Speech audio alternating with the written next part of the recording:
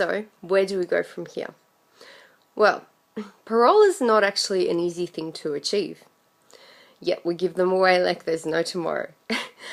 Basically, in order for a prisoner to get parole, they must have a certain amount of signatures from the people of the ward, and also their case manager is a big part in this. Usually they give them the big okay. Now, in the Australian prison system, a lot of case managers are given so many prisoners that it's just so hard to keep track of and really input a lot of time into seeing what they're like and reporting their emotional findings. Basically, this means employing more case managers that will focus on one or two prisoners, and that way they'll be more harsher in a way of seeing the prisoner rehabilitate.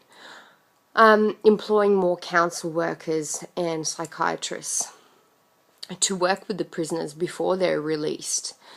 This way they work with, normal everyday people to see what they're like, to work with them for longer. Another system that has worked well in America and UK is house arrest. So employing this in Australia would be a grand idea. After the prisoner is released, they go to house arrest for a certain amount of months.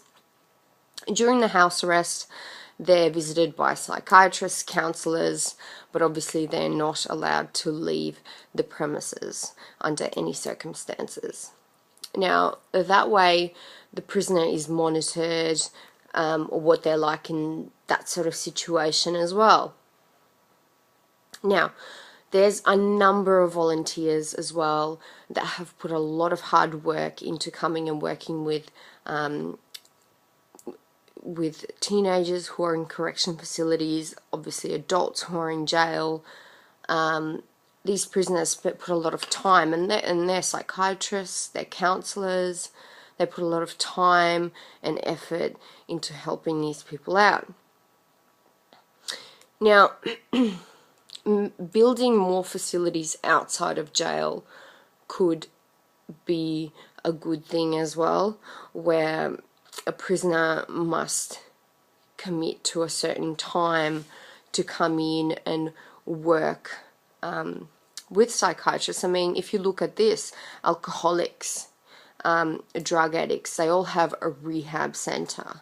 Why not have a rehab center for people who have been released out of jail? Because if you have a look at it, jail is a very interesting surroundings. You're surrounded by 100 people alike who are in there for the same reason that you are, and it just becomes more like a World War system in between their jail time.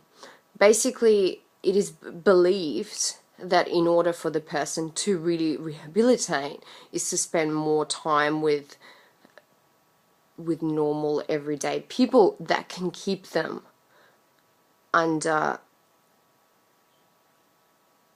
evaluation, so they can see what they could do in order to sustain the person more.